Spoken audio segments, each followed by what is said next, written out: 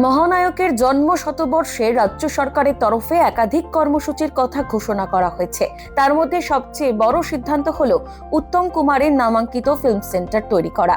ইতিমধ্যেই পশ্চিমবঙ্গ আবাস পরিকাঠামো উন্নয়ন সংস্থা হিডকোকে তার জন্য জমি চিহ্নিতকরণের নির্দেশও দেওয়া হয়েছে।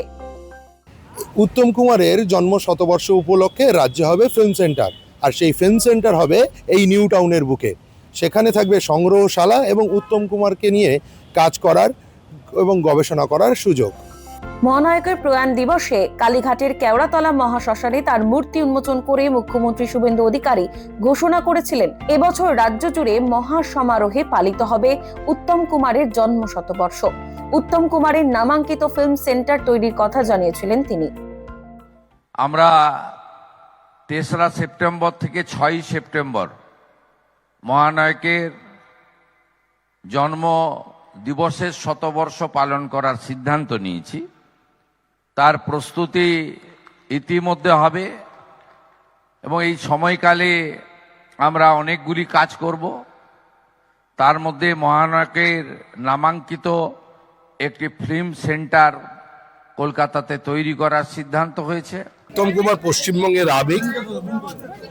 উত্তম কুমার তার কালাতীত সত্তাকে মধুর স্মৃতি নিয়ে প্রত্যেকের হৃদয়ের অন্তরের অন্তঃস্থলে প্রতিষ্ঠিত করে গেছেন।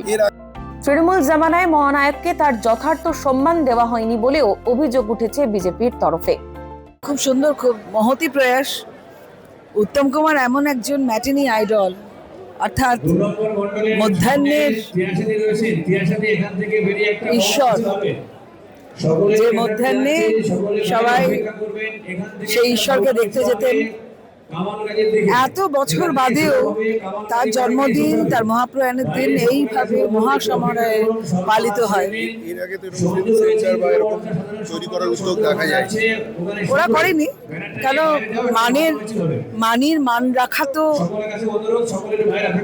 অবশ্য কর্তব্য।